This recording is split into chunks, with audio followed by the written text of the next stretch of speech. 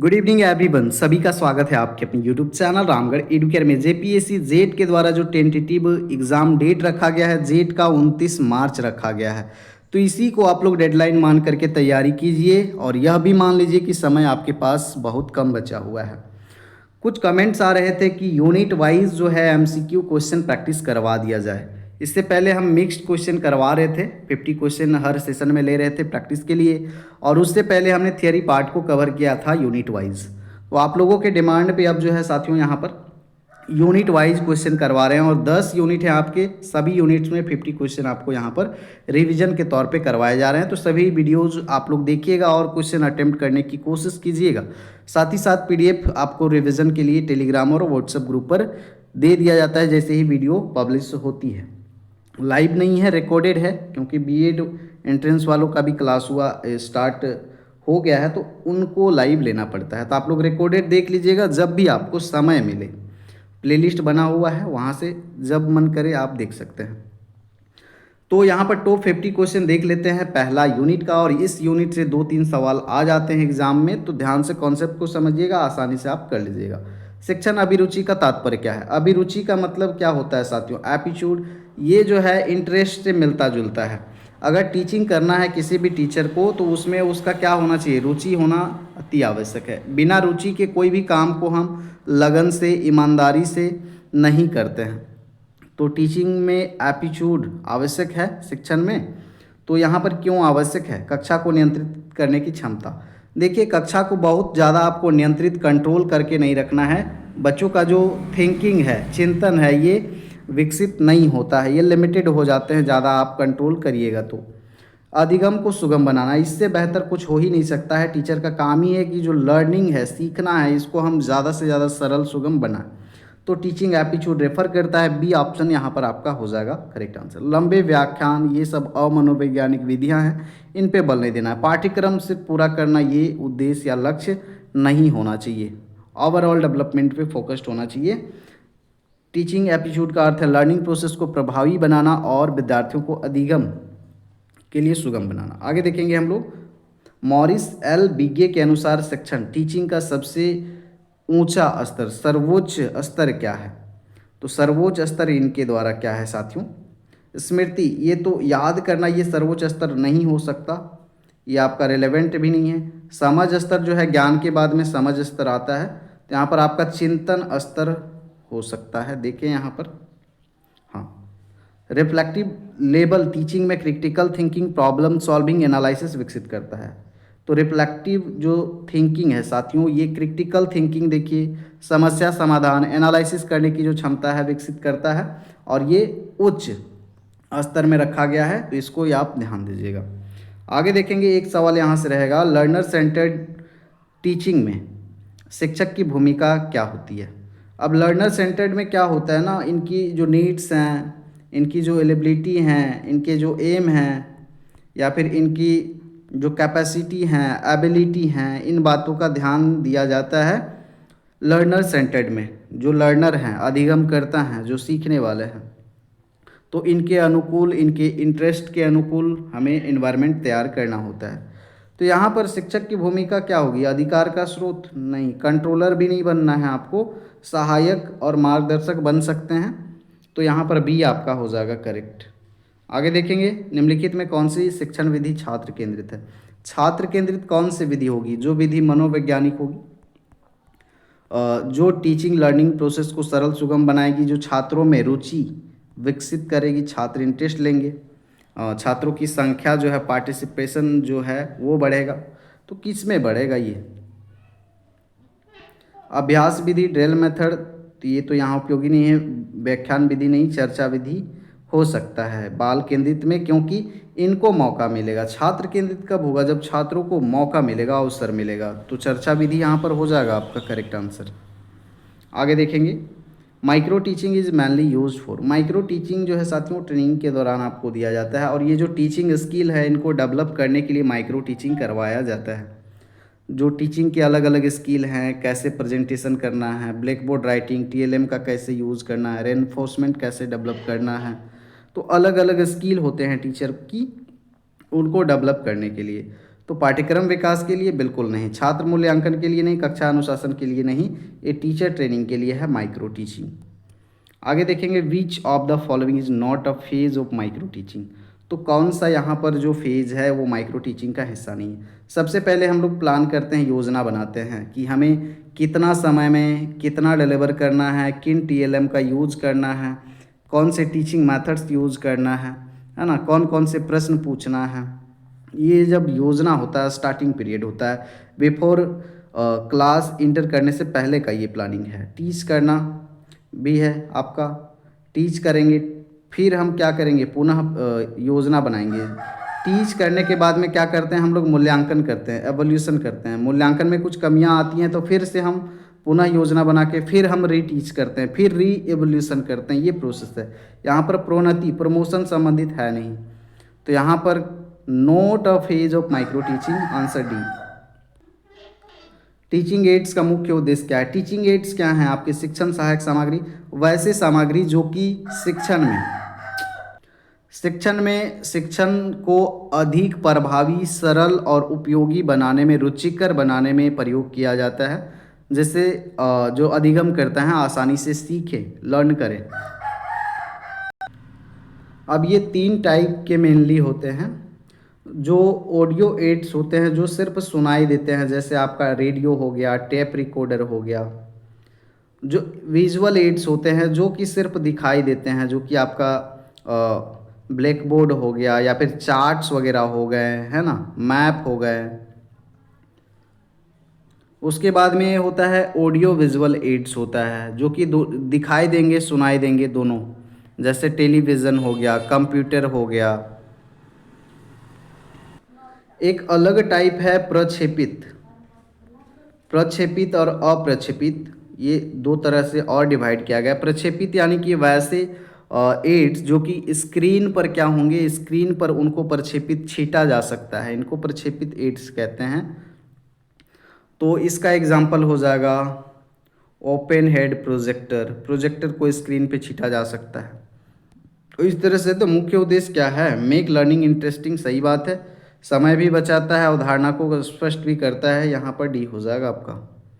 आगे देखेंगे कौशल सीखने के लिए कौन सी विधि सबसे उपयुक्त है। स्किल सीखना है तो व्याख्यान में कौशल डेवलप होगा नहीं, चर्चा में भी नहीं होगा, सेमिनार में भी नहीं, डेमोन्स्ट्रेशन में हो सकता है। और कौन सा कौशल है यहाँ पर मेंशन नहीं किया है, क्योंकि स्किल तो बहुत सारे होते हैं। देखते हैं यहाँ पर, आगे बढ़ते हैं। अंडरस्टैंडिंग लेवल टीचिंग का मुख्य उद्देश्य है। अंडरस्टैंडिंग लेवल में क्या होता है, रटने पर बल नहीं दिया जाता है, इसमें अंडरस्टैंड समझने की बात हो रही है। तो क्या करते हैं, कॉन्सेप्ट को स्पष्ट समझते हैं। शिक्षण की प्रभावशीलता को सबसे अधिक प्रभावित करने वाला कारक है। तो कौन सा फैक्टर है यहाँ पर जो प्रभावित करेगा शिक्षण को। कक्षा का फर्नीचर बहुत ज़्यादा ये तो प्रभावित नहीं करेगा। स्कूल या कॉलेज का स्ट्रक्चर कैसा है, कक्षा का आकार छोटा बड़ा, मेन जो पिलर है आपका टीचर है, तो टीचर की जो दक्षता है ये सबसे ज़्यादा प्रभावशीलता यहाँ पर दिखेगा टीचिंग में। तो यहाँ पर आपका बी आंसर हो जाएगा। आगे देखिए, एवोल्यूशन आपको मूल्यांकन पढ़ाया गया है। डायग्नोस्टिक एवोल्यूशन का उपयोग किस लिए किया जाता है, अधिगम कठिनाइयों की पहचान, रैंकिंग करना, अंतिम ग्रेड देना, प्रमोशन करना, ये चीज़ें नहीं है मूल्यांकन के उद्देश्य। तो यहाँ पर अधिगम की कठिनाइयों को पहचानना। आगे देखेंगे फॉर्मेटिव एवोल्यूशन इज कंडक्टेड।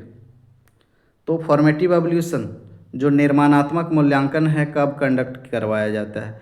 तो ये साथियों शिक्षण प्रक्रिया के दौरान जब टीच कर रहे होते हैं उसी समय क्लासरूम में ही ये मूल्यांकन किया जाता है, ताकि क्या कमियां रह रही हैं और किन चीज़ों को सुधारना है, ये सारी चीज़ें पता चलती हैं।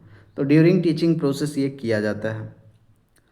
At the end of the course ये तो समेटिव हुआ, योगात्मक जिसको बोलते हैं। बिफोर एडमिशन ये नहीं होता है। तो यहाँ पर आप देखिए समेटिव एवोल्यूशन इज कंडक्टेड।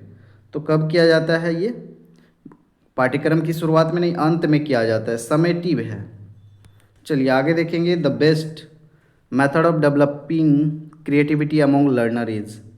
तो जो विद्यार्थी हैं या फिर अधिगम करता हैं उनमें क्रिएटिविटी विकसित करना है। कौन सा मेथड?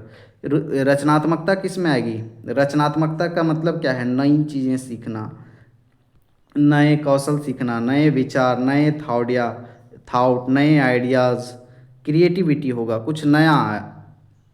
तो लेक्चर मेथड में कुछ यहाँ पर डेवलप नहीं होगा क्रिएटिविटी।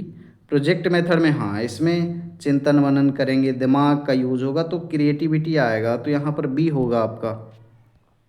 कौन से शिक्षण विधि आज आलोचनात्मक सोच को बढ़ावा देती है? आलोचनात्मक जो सोच है, क्रिटिकल थिंकिंग, इसको हमेशा बढ़ावा देना है।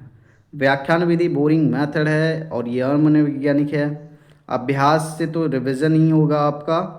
जो मैथ्स के फार्मूले वगैरह हैं, कॉन्सेप्ट याद करना है तो उसके लिए ये होता है। सूत्रलेख, इसमें तो हैंडराइटिंग से संबंधित है आपका। चर्चा विधि, चर्चा में खुल करके अपनी बातों को रखने का, अपने विचारों को रखने का अवसर मिलता है। तो यहाँ पर आलोचनात्मक जो सोच है ये विकसित होता है। स्पाइरल करिकुलम की अवधारणा किसने दी है? ये दी है जेरोम ब्रूनर। जीन पियाजे जो हैं संज्ञानात्मक विकास का सिद्धांत दिए हुए हैं। ब्लूम जो है ब्लूम टेक्सोनॉमी दिए हुए हैं। आगे देखेंगे प्रोग्राम इंस्ट्रक्शन का विकास किसने दिया है? Skinner, Thorndike, Skinner, Bruner, Jean पियाजे। तो यहाँ पर स्किनर के द्वारा दिया गया है, ये याद रखेंगे। पियाजे का भी याद रखेंगे सिद्धांत। थॉर्नडाइक तो बुद्धि का सिद्धांत बुद्धि में दिए हुए हैं। और यहाँ पर देखेंगे ह्यूरिस्टिक मेथड का प्रतिपादन किसने किया? Armstrong, John Dewey, Skinner, Jean पियाजे। यह विधि दिया गया आर्मस्ट्रॉन्ग के द्वारा। टीम टीचिंग में क्या शामिल है? टीम टीचिंग का मतलब क्या है? एक शिक्षक के द्वारा शिक्षण। टीम टीचिंग तो ये होगा नहीं, दो या दो से अधिक शिक्षकों द्वारा संयुक्त शिक्षण ये हो सकता है। केवल वाले ऑप्शन आपके नेगेटिव होते हैं। केवल व्याख्यान में टीम टीचिंग होगा, बी ऑप्शन होगा यहाँ पर। सबसे लोकतांत्रिक शिक्षण विधि, लोकतांत्रिक यानी कि डेमोक्रेटिक। चर्चा विधि ये तो होगा जिसमें सभी को समान अवसर मिलता है अपनी बातों को रखने का, ये लोकतांत्रिक होगा। आगे देखेंगे उच्च शिक्षा के लिए सबसे उपयुक्त शिक्षण विधि, हायर स्टडीज़ के लिए लेक्चर मेथड, सेमिनार मेथड या फिर डिक्टेशन, श्रुतलेख, ये तो बच्चों के लिए है हैंड राइटिंग ठीक करने के लिए। अभ्यास विधि, यहाँ पर आपका बी आंसर हो जाएगा। सेमिनार आयोजित किए जाते हैं, आप लोग देखते हैं यूनिवर्सिटीज़ में, कॉलेज में। आगे देखेंगे प्रभावी शिक्षण के लिए सबसे महत्वपूर्ण कारक कौन सा है? तो कक्षा का भवन, कक्षा कैसे बना है, स्कूल का डिज़ाइन क्या है, ये सब ज़्यादा मैटर करता है? बिल्कुल नहीं। सबसे इम्पॉर्टेंट जो है टीचर सब्जेक्ट नॉलेज। इसके बाद चीज़ें आती हैं जैसे टीचर कौन सा मेथड यूज करेगा, टीएलएम कौन सा यूज करेगा, है ना। उसके बाद इनके जो नैतिक गुण आते हैं, मोरल वैल्यूज़, वो आते हैं सेकेंडरी चीज़ें। मोस्ट इम्पॉर्टेंट थिंग जो है यहाँ पर, अब सब्जेक्ट नॉलेज ही नहीं रहेगा तो फिर कैसे वो करेगा आगे की चीज़ें। उच्च शिक्षा में शिक्षण का मुख्य उद्देश्य क्या है? सिर्फ कोई भी शिक्षण हो, सिर्फ पाठ्यक्रम पूरा करना उद्देश्य नहीं है। रट्टा देना, परीक्षा की तैयारी करना, ये उद्देश्य नहीं है साथियों। उस शिक्षा में शोध उन्मुखता विकसित करना, research oriented. Last semester, last year में आपको एक रिसर्च पेपर भी रहता है। यहाँ पर देखिए निम्न में से कौन सा कक्षा में अंतःक्रिया को बढ़ाता है? अंतःक्रिया जो इंटरेक्शन है इसको बढ़ाता है। लेक्चर से बढ़ेगा? कभी नहीं। प्रश्न पूछने से बढ़ेगा? बिल्कुल बढ़ेगा। अब क्वेश्चन आंसरिंग होगा तो यहाँ पर बढ़ेगा ही। श्रुतलेख, मौन रहेंगे तो होगा ही नहीं। आगे देखेंगे साथियों, प्रोग्राम लर्निंग किस सिद्धांत पर आधारित है? प्रोग्राम लर्निंग व्यवहारवाद, संरचनावाद, मानववाद, संज्ञानवाद। चलिए ये आपके दर्शन से, फिलॉसफी से रिलेटेड हैं आपके क्वेश्चन, एक दो क्वेश्चन होते हैं। यहाँ पर आपका व्यवहारवाद से यहाँ पर संबंधित है। प्रोग्राम लर्निंग जो है स्कीनर के बिहेवियरिज्म थ्योरी पर आधारित है, व्यवहारवाद सिद्धांत पर आधारित है, जिसमें महत्वपूर्ण किसको बताया गया है? रेनफोर्समेंट को। तो ये भी याद रखना है आपको। कौन सी टीचिंग मेथड्स समस्या समाधान विकसित करती है? प्रॉब्लम सॉल्विंग जो यहाँ पर एबिलिटी है ये विकसित करेगा। लेक्चर मेथड में समस्या समाधान विकसित करना पॉसिबल नहीं है। ड्रीम में सिर्फ अभ्यास होगा, सूत्रलेख में होगा नहीं। अन्वेंशन करेंगे।